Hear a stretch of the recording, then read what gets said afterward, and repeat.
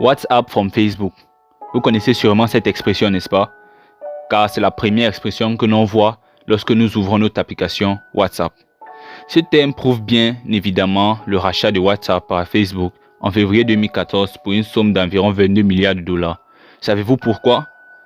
Découvrons ensemble les raisons qui auraient bien pu pousser le patron de Facebook à dépenser une telle somme pour l'acquisition de WhatsApp. Et découvrons aussi les réactions des patrons de WhatsApp, Brian Acton et Jan Koum, après la vente. Si vous n'êtes pas encore abonné à la chaîne, cliquez sur le bouton abonner et activez la cloche de notification pour ne rien rater des prochaines vidéos. Allez, on commence.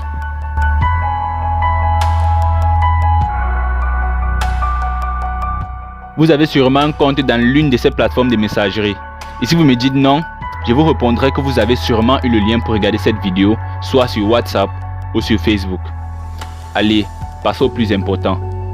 WhatsApp, après sa création en 2009, est vraiment devenu viral et devenait de plus en plus une menace pour les autres réseaux sociaux, notamment Snapchat, Instagram, Twitter et bien sûr Facebook.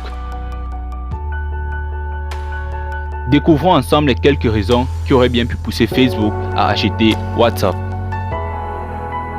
Alors, certaines sources disent que Facebook a racheté WhatsApp parce qu'elle était un concurrent direct à l'époque et l'achat avait été fait par peur d'être battu par WhatsApp.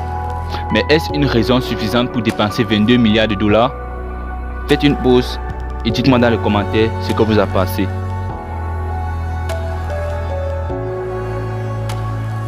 Un autre point donné pour la raison de l'achat de WhatsApp par Facebook, c'est le fait que Facebook perdait de la vitesse auprès des adolescents qui sont les utilisateurs principaux. Alors, l'achat de WhatsApp était une occasion pour Facebook de rafraîchir l'image de marque de son réseau et de lui redonner un nouvel élan. Brillant, n'est-ce pas? Je crois que le patron de Facebook, Mark Zuckerberg, avait vraiment vu cette opportunité comme une nouvelle opportunité de relancer son réseau social Facebook et de créer une bonne combinaison. Beaucoup de rumeurs sont autour du fait que le rachat de WhatsApp par Facebook visait à contrer la croissance de Snapchat, qui aussi à l'époque était une menace pour Facebook. Et aussi parce que Facebook avait voulu acheter Snapchat, mais l'offre avait été refusée. Après avoir entendu ça, vous vous demandez sûrement, Facebook veut acheter tous les réseaux sociaux ou quoi? Je me demande aussi la même chose, mais seul Mark Zuckerberg pourrait vous répondre et vous dire ce qu'il avait en tête. D'autres sources, elles parlent de la création d'un réseau social gigantesque en combinant WhatsApp, Messenger et Instagram. Un mélange un peu bizarre. Les internautes ont même fait une petite image, comme celle que je suis en train de vous montrer, pour montrer à quoi cette application pourrait ressembler.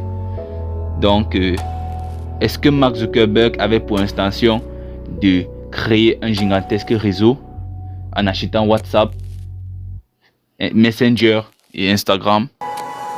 Ça, nous ne le saurons que si ce gigantesque réseau est créé. Mais pour l'instant, nous sommes dans le doute. Stop! Si vous aimez la vidéo, cliquez sur le bouton like. Et si vous n'êtes pas encore abonné à la chaîne, cliquez sur le bouton abonner et activez la cloche de notification pour ne rien rater de mes prochaines vidéos. Allez, on continue. Comme vous vous doutez sûrement, après la vente de WhatsApp à Facebook, les cofondateurs de WhatsApp se sont mis à regretter. Mais détrompez-vous, le regret n'était pas sur le fait d'avoir vendu l'application qui aurait bien pu leur donner plus d'argent dans le futur, mais le regret était sur le fait que Facebook n'a pas vraiment respecté les règles qu'ils avaient dictées au début. Les réactions des patrons de WhatsApp après l'achat par Facebook. Comme vous vous doutez sûrement, après l'achat par Facebook, les patrons de WhatsApp n'étaient vraiment pas contents avec ce que Facebook a fait. Et Brian Acton, dans l'un de ses posts, déclare sur ces mots: il n'a pas été facile de remettre en question les véritables intentions de Mark Zuckerberg lorsqu'il a proposé de nous offrir 22 milliards de dollars. Nous ne pouvions pas refuser cette offre, garantit Brian Acton. Et vous, si vous étiez à sa place, est-ce que vous aurez pensé à deux fois si on vous offrait 22 milliards de dollars pour l'achat de votre application? Donnez-moi vos avis dans les commentaires et pensez-y bien. On parle là de 22 milliards de dollars et non de 22 millions. 22 milliards. Donc, J'attends vos réponses dans les commentaires. Si c'était vous, est-ce que vous aurez accepté l'offre de Mark Zuckerberg ou alors vous aurez refusé? Et sachez qu'on parle là du plus grand contrat de vente négocié dans ce siècle. Donc, pensez-y encore avant de me donner vos impressions.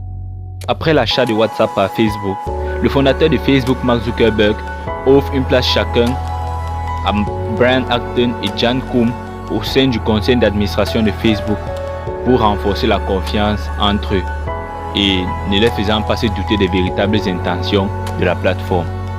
Plus tard, Facebook ayant des plans à identifier les comptes Facebook avec les numéros de téléphone et les faire correspondre au compte WhatsApp avec le même numéro de téléphone brisait déjà les règles de confidentialité comme avait été promis par Brian Acton et John Koum.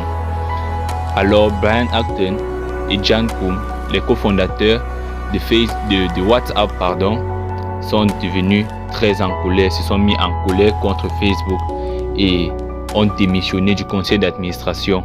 Et c'est ainsi que le contrat entre Brian Acton et John Koum avec Facebook s'est terminé.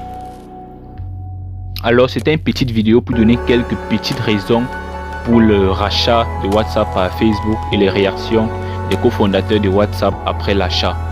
Alors si vous avez aimé la vidéo, n'oubliez pas de liker la vidéo et de vous abonner à la chaîne pour ne rien rater des prochaines publications.